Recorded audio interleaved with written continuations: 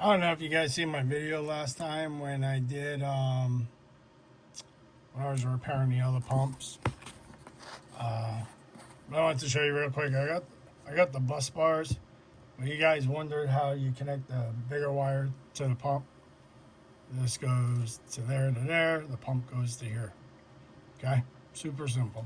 That's how you convert the wire over.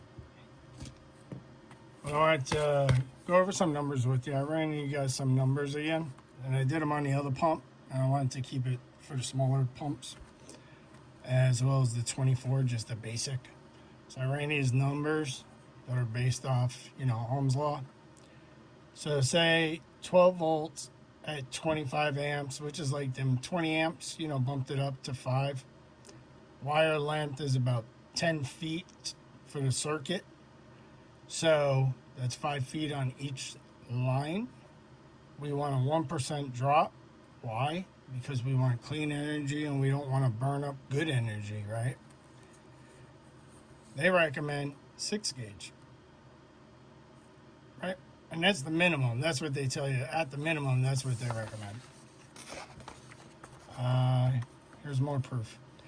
12 volts, Remco, 40 amps. Okay? That's the surge. You don't build amp to amp, right? That's why 10 gauge doesn't really work on a Remco, because that's amp to amp. It has no room to breathe. Plus the distance of the feet make a difference, right? So at 40 amps, 5 feet on each, a 1% drop is recommended. 4 gauge.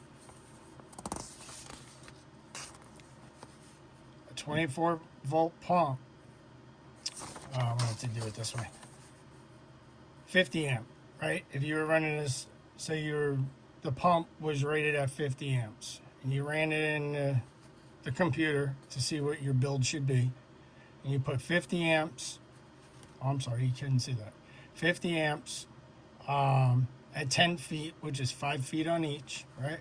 And you want a 1% drop because you want to store all the energy you can without wasting it. Look, guys, 6 gauge. So that's the minimum. So that's what they recommend.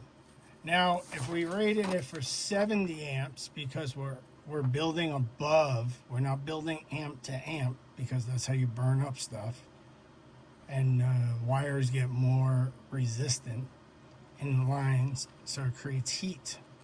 So this is why you use bigger wire, to keep the heat down.